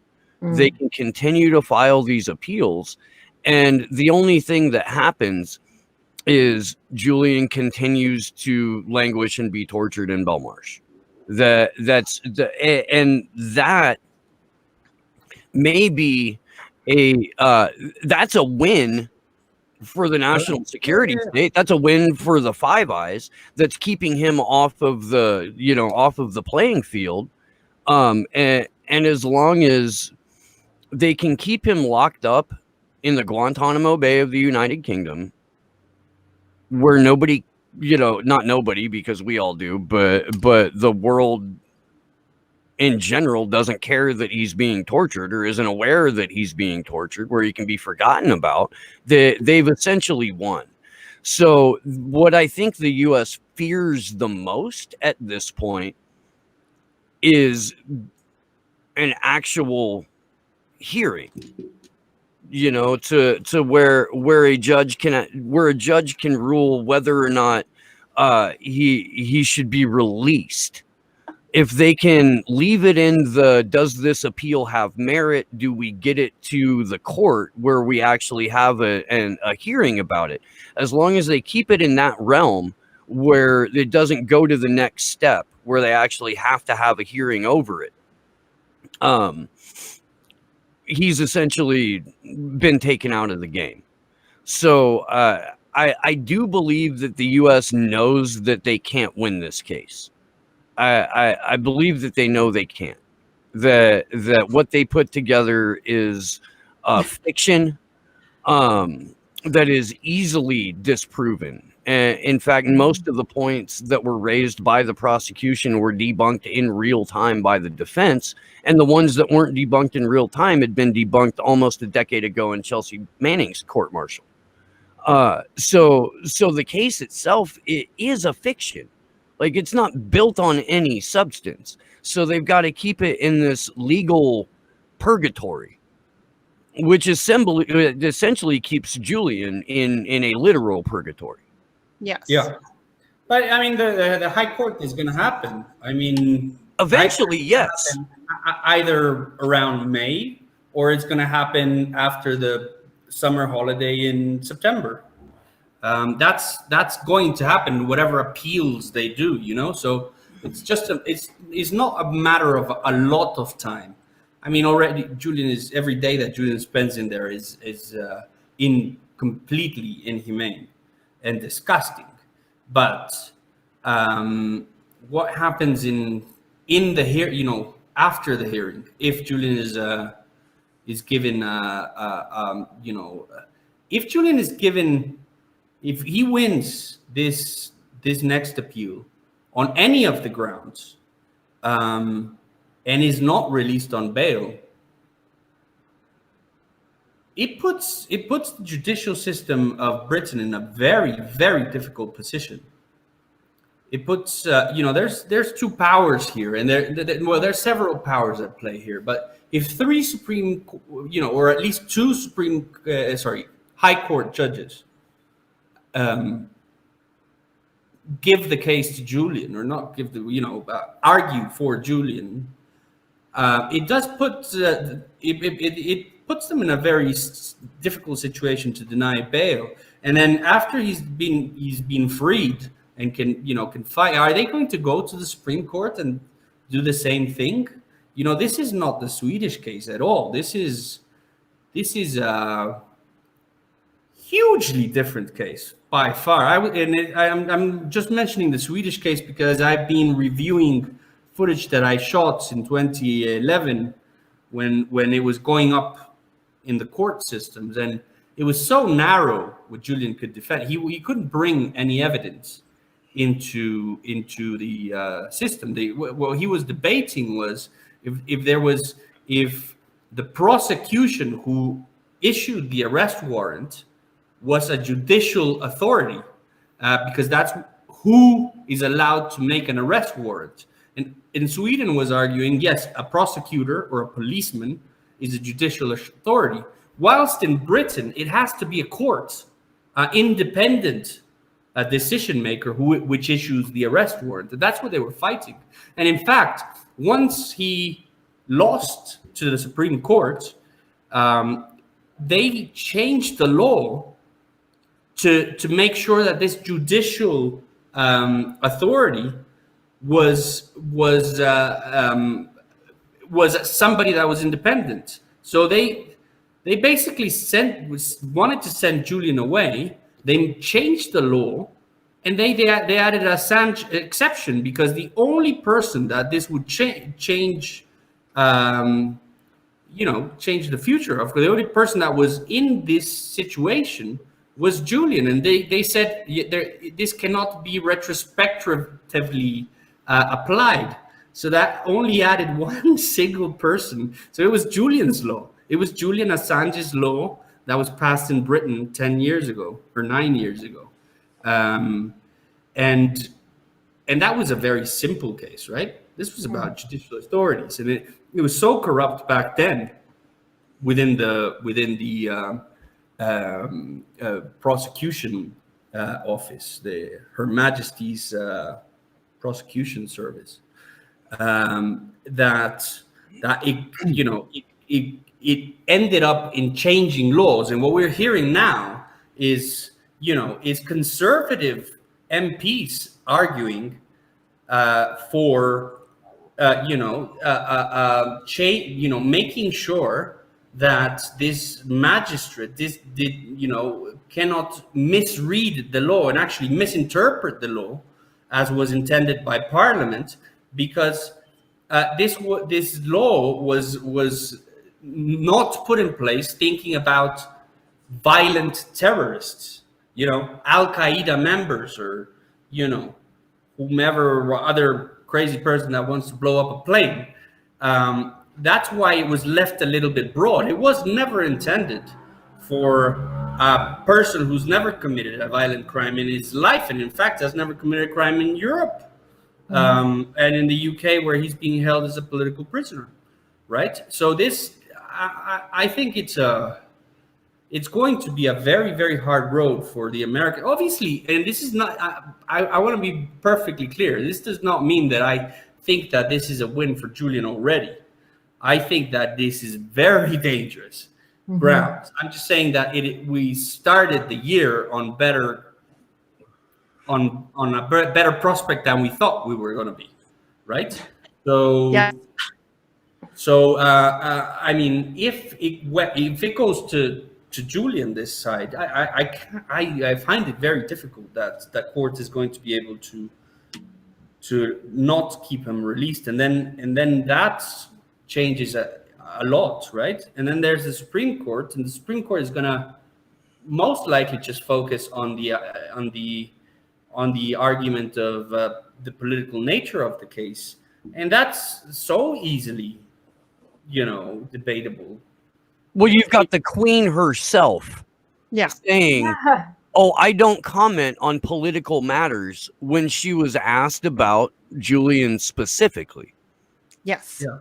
One, I do not want to do this. I do not want to do this, but Josh has to go stream for a DEA event in an hour, and he needs to.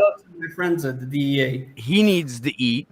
So we're gonna have to wrap. But please let people know where they can find you, where they can find your film, and if you have another project in the works or that's you would like to promote, now is the opportunity. And just thank you so much, my friend, for hanging out with us today. I was looking forward to this, and I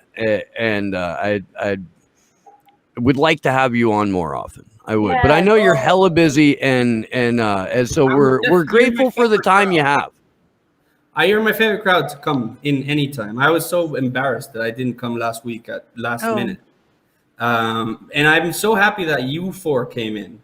I have special, because Misty is always tweeting about me. She's saying I'm her favorite person. I just want to, say that you're my favorite person as well. So thank you. And you guys really are doing a fantastic job. You can find me on Twitter at JL Passarelli. My first pinned tweet is my film about Julian. I've been following the WikiLeaks crowd for 10 years. And I am working on a project. It is about Julian Assange, because that's the only thing I would focus my time on at this, crucial time. Unfortunately, it's still something that I cannot promote, but it will come out this year, and it will be, I hope, help the political realm. And by the way, NSA, CIA, FBI, I'm not talking about any secret documents or releases. I'm just going to be doing what I do, which is documentary. So please don't detain me on airports. I'm doing a lot of traveling now. And it's annoying, it's really annoying. In Italy, they stopped me for drugs with a dog sniffing up my butt the other day. It's like really, really annoying. When they said it was drugs, I was like, yay! Just go ahead and rip my bags open. That's funny. It's hilarious. Well, maybe they could have planted something. I was just looking at the little rooms in the back, and I was thinking, fuck, am I going to get completely cavity searched? Yeah. Yeah. No. As much as my flights have been fucked with this last year, Like every time I go into the airport now, I'm just like, well, is this the time? Is this the day?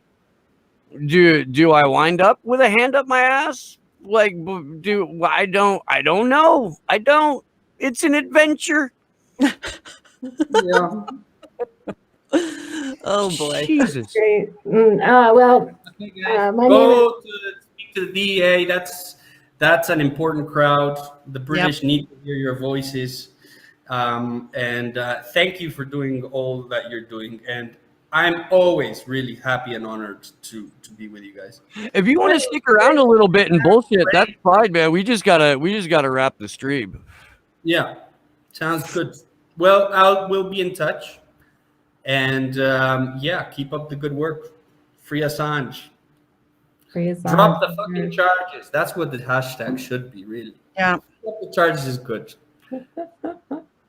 Well, bye, Juan. I will. My name is Kendra Christian. I want to say thank you to Juan so much, and also to Ray McGovern.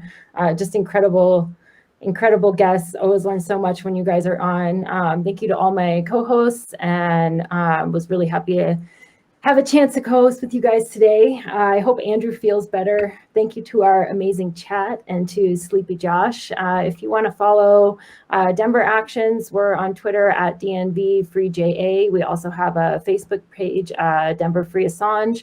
And again, just to plug our event next Sunday at noon, we will have an online panel discussion. Deepa Driver is going to host for us, and we will have Mohammed Almazi and Ray McGovern on. So look for that registration. Please show up and support us. And we're really we're working to make this kind of an overview for people who really aren't aware of what's going on. So it'd be a good one to share with friends and family. And thanks for your support. Go ahead. Give us money for DC, please. Oh yeah. First GoFundMe. Right. on the GoFundMe. I remembered. Yeah. Go ahead, Juan. I'm doing a panel tomorrow in the evening UK time, so around midday US time, after the film Free Speech, Fear Free from Tarkin Ramsey. Yeah, I will a good one. be tweeting about it, and I'll be talking to the filmmaker, and I don't know who else. I think it's going to be interesting, and it's a very good film. So if you haven't watched it, it is an important project to look at. I will be tweeting about it. So as soon as I have the information, I'll make sure I tweet it out. Cool. That sounds excellent. Thank you. I'm Mr. Winston. You can find me on Twitter at Sarcasm Stardust. I have another show called Facts on the Ground with my friend Jesse Sirwell. You can check that out on YouTube or the Rockfin. Oh, and also Odyssey. Odyssey. Sorry. So speaking of Merrick Garland, we were mentioning him earlier. His confirmation hearings are Monday and Tuesday. We've been doing the letter writing campaign to Joe Biden. I would like to add a shit ton of letters to Merrick Garland. It would be amazing if he could be greeted in his first week of his new position, to be greeted with a mountain of free Assange letters.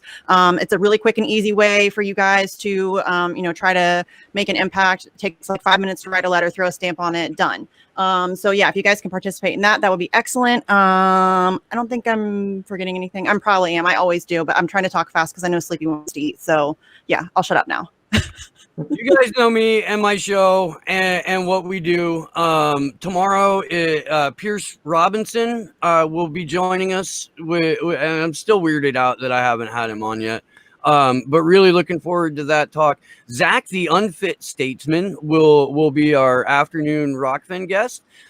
Monday, holy crap. Oh my gosh. This is gonna be good. So if you guys remember way back Wednesday this week, Gloria and I had Whitney Webb and Johnny Vedmore on, and those little assholes teased a giant story that Johnny has been working on that dropped last night. Monday, he's going to be on for a deep dive on it. Klaus Schwab is a demon, you guys, and to the surprise of everyone, his family were Nazi collaborators, and there's some just bombshell information in this article. I really do hope it blows the doors off of the World Economic Forum and the shit show that they're trying to steer the world into. So make sure you're there for that, because it's going to break brains. Thank you, Juan, so much. Thanks to Ray McGovern. To feel better, Andrew. That's why he split. He's feeling ill. Not with the Rona, don't worry, but under the weather. Misty, Kendra, Sleep Josh on the 1s and 2s. Thanks to Christine for the graphic that's going to show up on the screen when we close out. And I love you guys in the chat. Please help us get to DC. It's the only way we can do this thing. I'm trying to bring puppets. It's going to be freaking insane. Like giant puppets. You want to chip in for that. You do. Until next time, guys. Good luck to us all.